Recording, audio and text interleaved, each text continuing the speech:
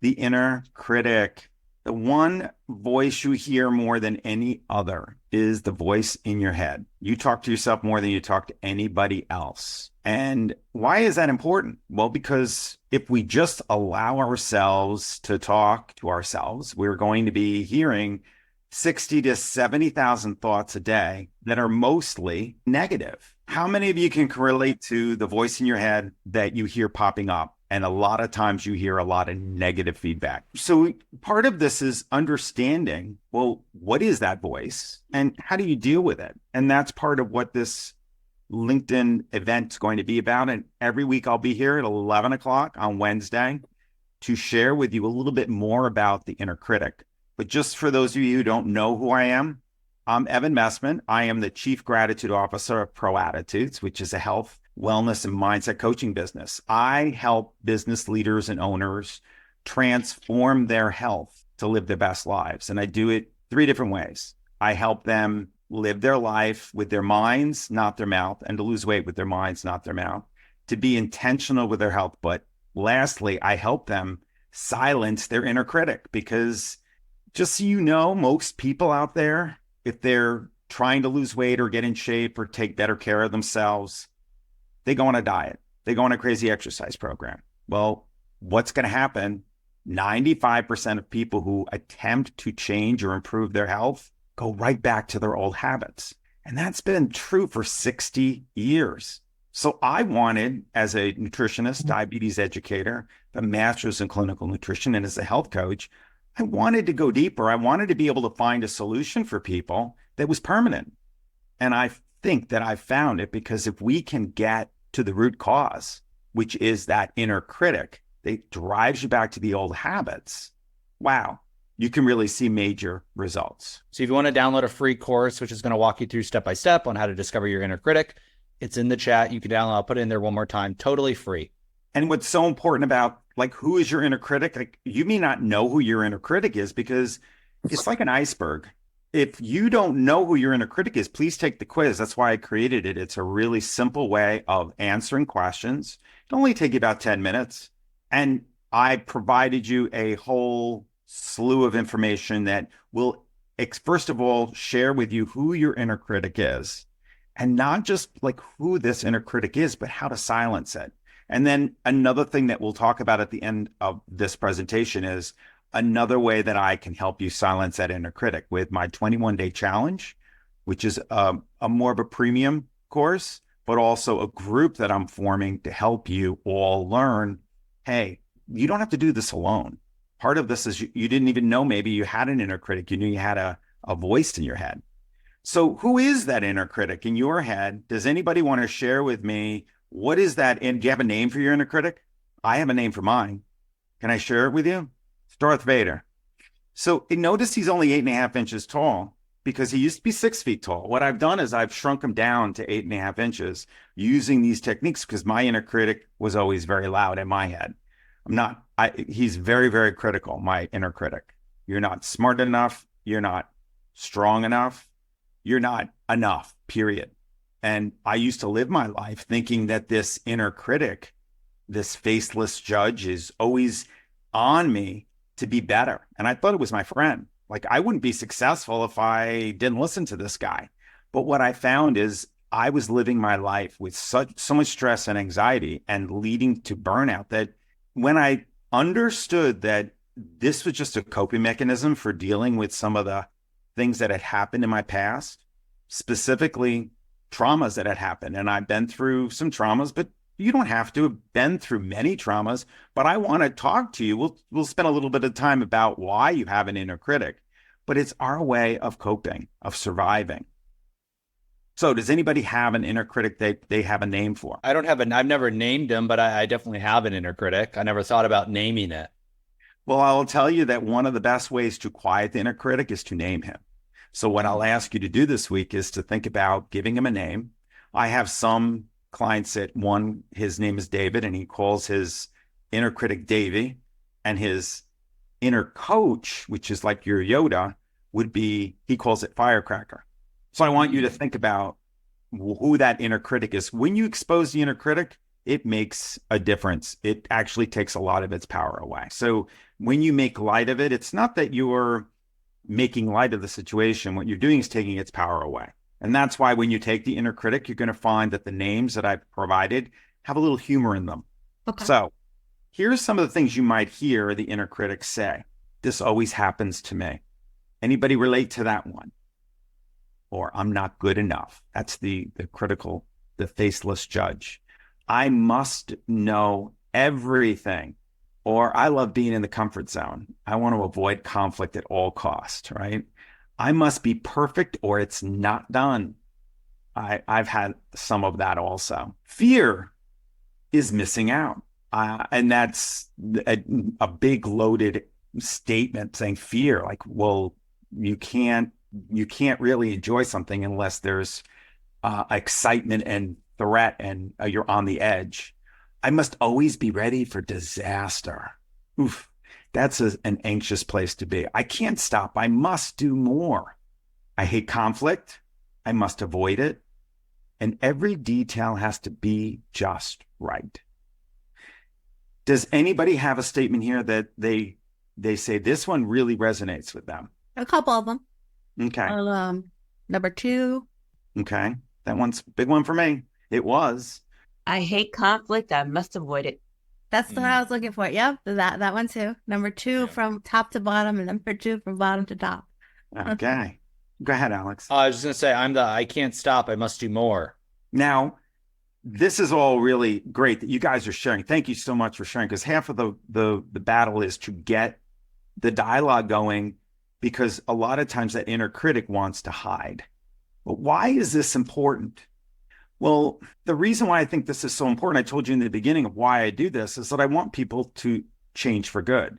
I find that when I work with business owners and leaders, they have 3 main issues that they deal with.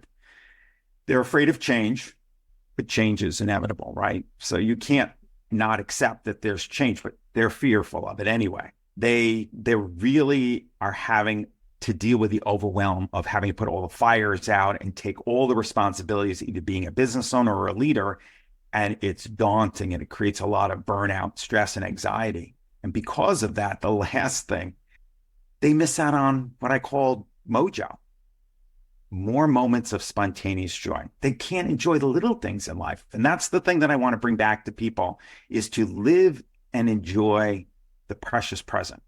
And that's part of what this whole journey is about, is to start living in the now. And how do you do that? Well, first, you've got to start by understanding the different critics. Now, if you haven't taken the inner critic quiz, these are some of the inner critics. The comfort seeker says no good comes out of conflict. So they're avoiding conflict at all costs. They're really going to downplay important, real problems by staying in the comfort zone. And this is the procrastinator loves the comfort zone. You also have the overdrive samurai. This is the one who says, I need to carry on and do bigger and better things. I remember when I did a presentation once, it was, to me, one of the best things of my career. I did a training for a leadership team that flew in from all around the world, and it was a full day of training. And I thought, well, this can't get any better than this. Well, that night I was up at 2:00 in the morning, like, what do I do now? And that was my overdrive samurai. Now, the next one is the faceless judge, which we talked about. I also have that. Everybody's got a judge, but it's about what's wrong with me and the fact that I'm not lovable. I think the one thing that we all seek in life is to be accepted, to be part of the tribe, and to be loved. And the opposite side of that is when we get hurt as we grow older, and even as children, right? We have to cope to survive. So we can't blame our parents when they're a little critical. We have to blame ourselves. And it ends up being that we find if our parents were hypercritical, like mine were, then I ended up thinking I wasn't lovable. And the opposite side of needing that love is shame. So you're going to find that a lot of shame is, you're feeling these ways. When I bring up these inner critics, you're going to have this feeling of some shame. And I don't want you to worry about it. That's intentional, unfortunately. But part of this is embracing that pain, because they don't serve you anymore. That's the thing. These inner critics don't serve you anymore. Okay. The vigilant victim. This is the one who's always looking around the corner. Something terrible is going to happen. There's always somebody on the team that you know is like that. The detail deacon. They are always focused on the little tiniest detail, but they're not looking at the big picture. The watchful guardian. Always worried about making a mistake. And if they do, everybody is going to be angry at them. So what do? They stay really close in their comfort zone, and they're always vigilant in looking and worrying and constant anxiety. It's an exhausting place to be. The wanderlust adventurer, Alex, you mentioned this. You know, no one can keep up with you, but it's also about always working and doing and constantly searching for the next great thing. Part of this is learning how to be present. How do you enjoy the precious present? Or how do you take mundane tasks and make them more playful or more fun or more of an adventure so you don't get bored? You tend to be restless. I have this in me. The harmony enthusiast is the person who wants to avoid conflict, but also wants to please and says yes, but at the expense of saying no to themselves. And they tend to resent that and they get burned out very easily. The logic mastermind, a client I had this morning, that's his specialty. He takes all the emotion out of everything. Everything's about mastering knowledge and competence, but you know what? Don't bring the emotion into it. And the perfectionist maestro. If I'm not in charge, nothing will get done. And I have a wonderful assistant that over her shoulder, it says, done is better than perfect. And I love every time I get on with her and I see that, it reminds me that it's embracing imperfection. And that a lot of times you're going to find that the beauty is in the imperfections, not in the perfection of anything. And that when you do strive for perfectionism, you're going to alienate others. They're not having a perfectionist on the team is not an asset. So what's the solution? Does anybody relate to any one of those inner critics? There's 10 of them. So let's talk about solutions. How do you silence this inner critic? Well, it's not about silencing the critic per se. It's about understanding that you are not your thoughts. You're not your feelings. You're the witness to your thoughts and feelings.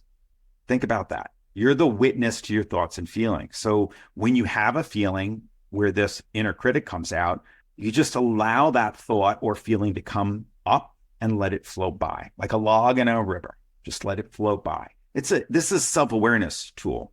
A lot of people just don't know how to do this. Now, I go into this in depth and teach you how to do this in the 21-day challenge, as well as in my group. First step is identify your inner critic. So if you haven't taken the quiz, make sure you take the quiz. Then the idea is to challenge the inner critic. How do you challenge it? Just by saying, you know what? You don't serve me anymore. The inner critic was developed for you, for your survival. You needed to cope with whatever was happening, whether it was a micro trauma, a trauma, or just it was life experience. It's the way we were designed as children, and it makes sense because when we were born, these little bundles of helplessness, our parents had to just love us, right? They had to learn how to love us, and that is innately hardwired into us.